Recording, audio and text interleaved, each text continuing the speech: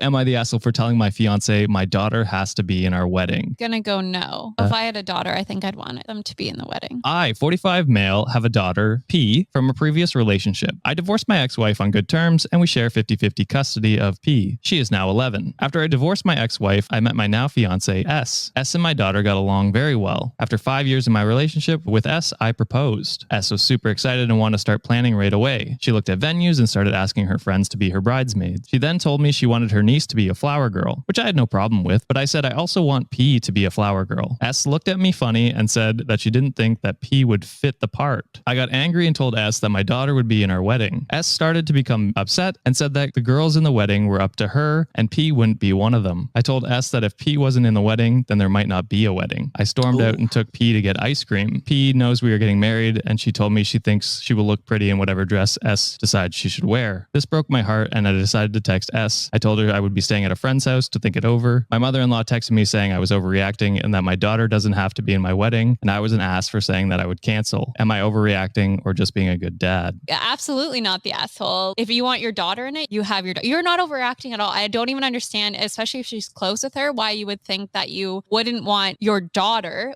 she's going to be your daughter at your special day. There has to be a different reason than her just being like aesthetic. So there is an update. I came home to talk to S today. When I pulled into the driveway, my mother-in-law was sitting there in her car. I got out and went inside trying to avoid talking to my mother-in-law. S was sitting at the kitchen table and I joined her. She sat in silence, so I asked the first question, which was why does P not fit the part? And why don't you want her in the wedding at all? Her answer full on shocked me.